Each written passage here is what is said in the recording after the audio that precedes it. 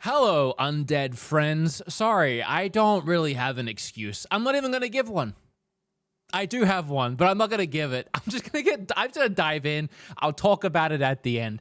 Xbox. We talked about this possibility of Xbox doing a handheld recently, and it looks like it's actually a thing. There's been so many leaks and rumors in the industry lately. Like, nothing is a secret anymore. It's quite literally out of control. And you never know what to believe or what not to believe, but we've been talking about this Xbox handheld for a little bit of a minute here, but it seemed like it was a while away. It didn't seem like it was happening this year. I don't even know. I don't even know what to believe anymore.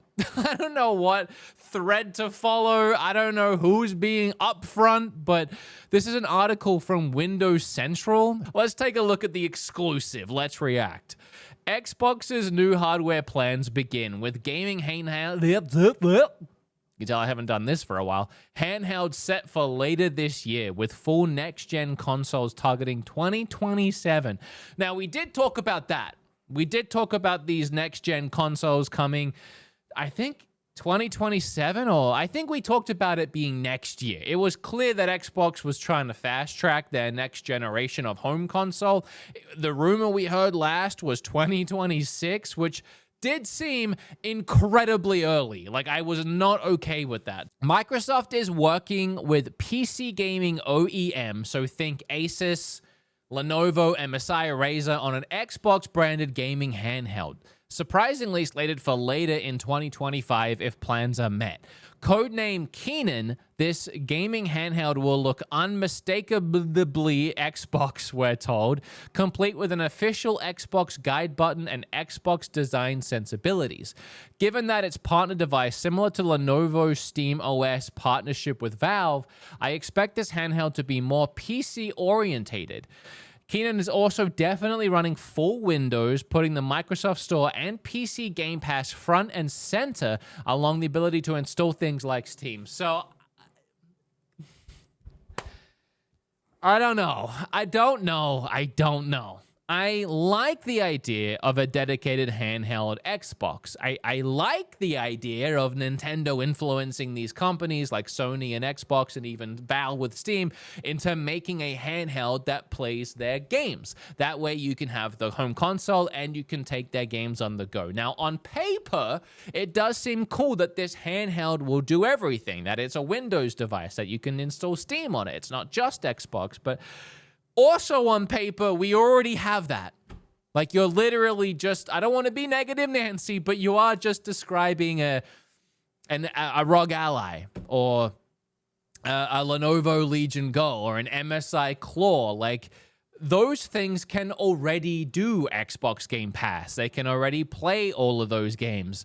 So would it be cool to have an Xbox branded one? Sure. With an Xbox button and it looks like an Xbox hardware, almost like an Xbox collab with the ROG Ally, you know? And depending on how powerful it is, maybe it'll have some advantages or disadvantages over other handheld PCs, but what I'm saying is we already have handheld PCs, so it's not really too much to be excited about, I feel like, you know? Like, these handheld PCs, they already only do so well. I mean, Steam is locked to Steam, and they've sold about 3 million copies, but I think the ROG Ally is only something like 500,000, and that's something that can do what this is saying that it will do. So I don't know. I don't know how many people are going to pick this up just because it's Xbox themed. Again, it really depends. If it's the most powerful handheld gaming PC we've seen, then maybe. But again, all of these consoles have pros and cons. Even some of them that are technically more powerful succeed in or fail in some areas that others succeed. It's very confusing. And also, the handheld PCs, they are very confusing. Like, I've used a bunch of them.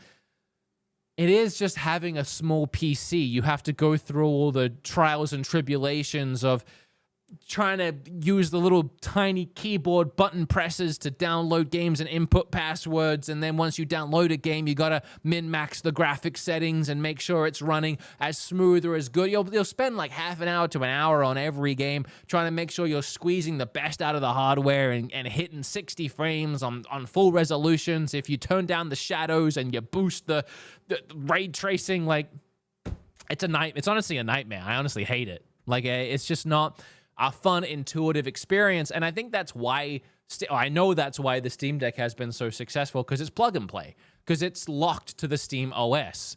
You have your account, you download a game, Steam knows you're playing it on a Steam Deck, Valve knows you're playing this game on a Steam Deck, you know, whatever, and it just works. It just by default works. Companies optimize their games for the Steam Deck. They know what the Steam Deck is capable of. It just works. You can go in and you can tweak things if you really want, but there's usually a Steam Deck setting in a lot of Steam games. It just works. And maybe Xbox will support this the same way, where a lot of the games you download on Game Pass will have an Xbox handheld setting, so they'll know what you're playing on.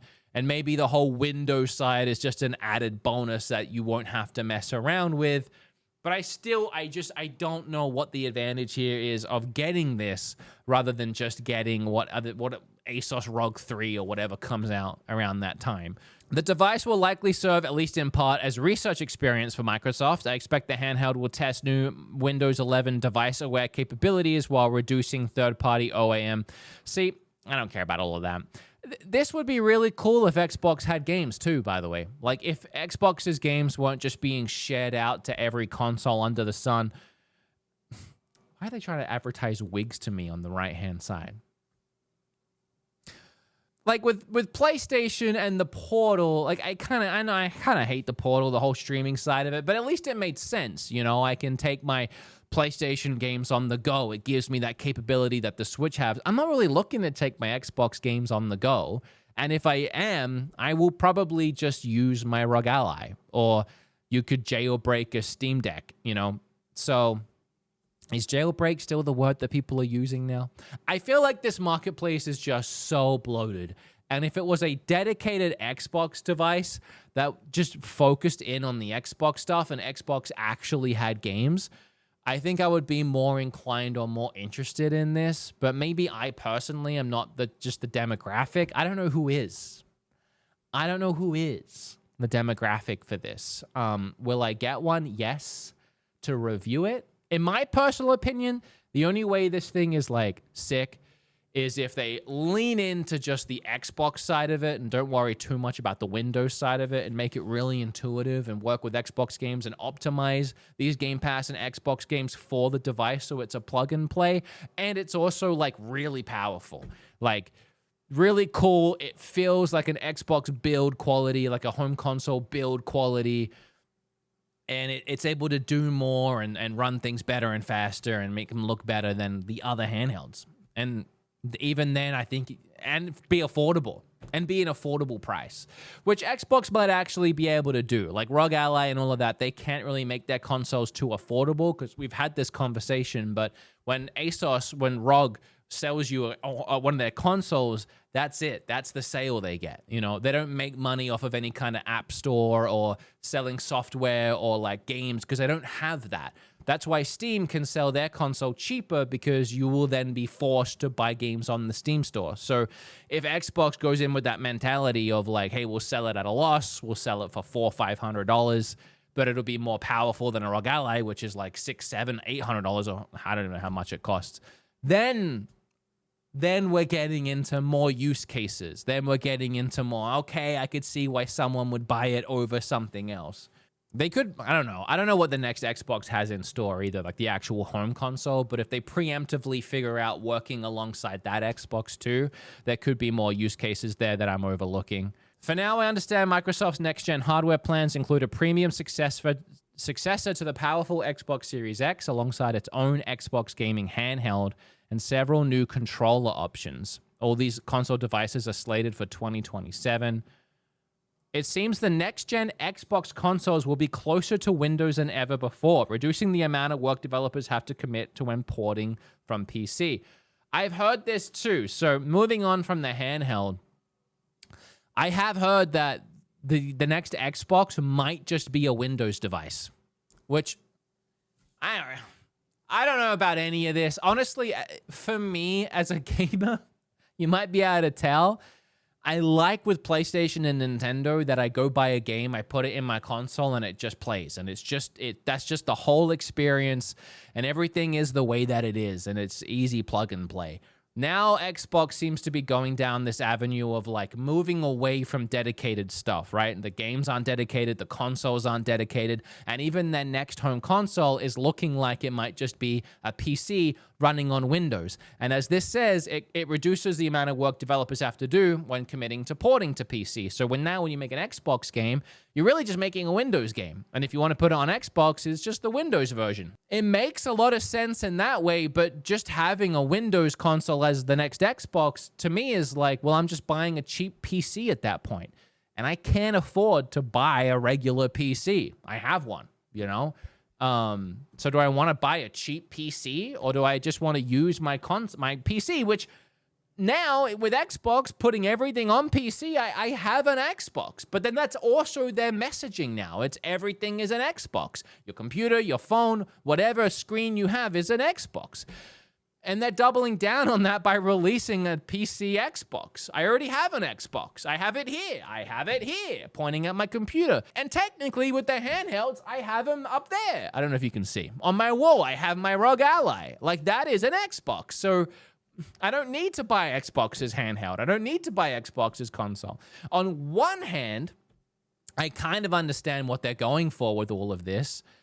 And I guess it makes sense for them at this point if they don't want to commit to just making great games for specific exclusive hardware, which is, I still don't know why they don't want to do that or why they think that won't work. If they're not going to do that, this makes sense. But on the other hand, I don't need to buy Xbox hardware anymore. None of us do.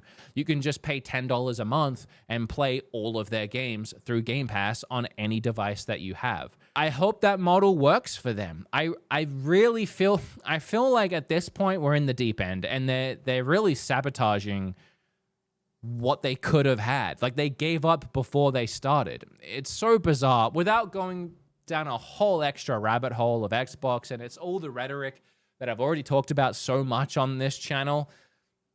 Once they left Xbox 360 and they went into Xbox One, they severely got soured with themselves and with the community and with gamers in the gaming space. They tried doing all that wacky stuff with the Xbox One and the Kinect. They had a real elitist mentality of like, oh, it's Wi-Fi only, and if you don't have Wi-Fi, we have a product for you. It's the Xbox 360. Don't even bother upgrading. You can't trade your games. Everything's going digital. That was the turning point. That's where they lost a lot of people, and they lost it within themselves what they were trying to do. They were trying to be like an entertainment box, remember? It was like the Xbox One was the home entertainment box. It was your movies, your TV show.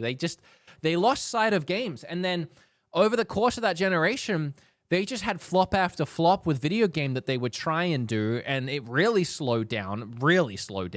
And then with the Series X, they made the whole commitment to coming back to games. And by doing that, they bought up like 13 development studios, which isn't really the way to do it. It's not like Xbox was coming up with new games and new titles. It was more they were buying up the competition and having them make games for them. But even that eventuated into nothing. All those developers, nothing happened. There was a couple of good purchases like Bethesda, but even then they worked so hard on Starfield and it was pretty much a flop, and it really wasn't that great of a game. They actually had a pretty good game with Indiana Jones, but right from the rip, people knew that it was coming to PlayStation 5. Like at Xbox launch, they knew it was coming to PlayStation 5, so there wasn't an immediate need for anybody to play it on an Xbox or even on PC or anywhere that Xbox would be publishing it, because they could just wait for the PlayStation version. They have a PlayStation and they prefer PlayStation, and it's only 6 months. They didn't even give themselves a chance. Like, maybe there's a realm where they don't tell people it's coming to PlayStation and people actually checked it out on Xbox because word of mouth was pretty good. But really, if anyone said it was good and anyone was thinking of playing it, their mentality would just be like, well, I'll wait a few months. I have enough to play right now with all these PlayStation games I'm being given, you know? Sorry, I'm on a tangent, but I don't know where it all went wrong. But at some point with all of everything I just said, Microsoft hit a wall and a point where they were like, why bother? You know, exclusives aren't going to help us. And I think they got that mentality from failures like Starfield, which, yeah, those kinds of games aren't going to help you because they're not good. Those aren't the kind of games we're talking about. But they got this mentality of exclusives won't help us, so they just started selling off their catalog to anyone that wanted to publish the game. Nintendo, PlayStation, PC, obviously. And now they're making their consoles the same mentality with not only can you play all our games here, you can play any games here. You can play PlayStation. And that's actually a funny thought too, is like the Xbox handheld will have Windows, which means you can add Steam. And something that PlayStation has been doing, weirdly, they've also been sharing all of their games to PC and Steam, which means the Xbox handheld will be able to play Spider-Man. It'll be able to play Final Fantasy, God of War. I mean, we're in a really weird place. Really, the only holdout, like the full holdout right now is Nintendo, which with a little bit of biasm here, and I don't know if it'll ever go any other direction. I don't want to, say that it won't because who knows. But a little bit of biasm here and also just thankfulness, Nintendo's the really last holdout. It seems weird to be happy that Nintendo aren't putting their games other places because it's technically making games more accessible. But I think there's value in that. It's what keeps an ecosystem strong. Sure, they're not putting all their games on PC or other consoles, but by doing that, it forces people to have to buy a Nintendo Switch to play these games, which builds up the Switch's ecosystem, which makes their games more valuable and a developer's time more valuable to put effort and resources into making an exclusive game for the Switch or making a cool experience for the Switch, because there's an audience there. There's people there. Everyone bought it because they wanted to play Zelda and Mario and Pikmin and you name it, so they might try this other wacky game somebody makes. It keeps the ecosystem really strong. It keeps the community and the player base active, rather than separating it and splitting it so much. And I think that's why you see so many active players on the console. Anyway, I'm on a whole tangent. That's my thoughts on the Xbox handheld and the console. Maybe I'm thinking of coming at this a weird way. Let me know your thoughts down below on all of this and how you feel about Xbox's whole thing going into Windows. Oh, wait. I was going to give you a reason why I haven't uploaded. It's just the same old, really, There's a lot of stuff happening right now. I got trying to get ready for the baby. I spent the last week building the baby's room, putting curtains up. But on top of that, that beat-em-ups video I did recently, the Pokemon one, that was like a 35-minute long video. Just took a lot of scripting and figuring out that everything's... And then I do the podcast every week. This channel was supposed to be like a quick, easy throw things up in the morning, but my schedule got so thrown out of whack, and then I got sick. I don't know. I'm sorry. I am still here, and I still want to make videos here. There were a couple of days, legitimately, where I wanted to make a video, and I sat here, and I looked at the gaming news for the day, and I just went, I don't care. I don't care about any of this. And it feels fake to try and make a video just to make a video. So I wanted to actually have some things to talk about. That's it. That's the reason. Love you. Bye.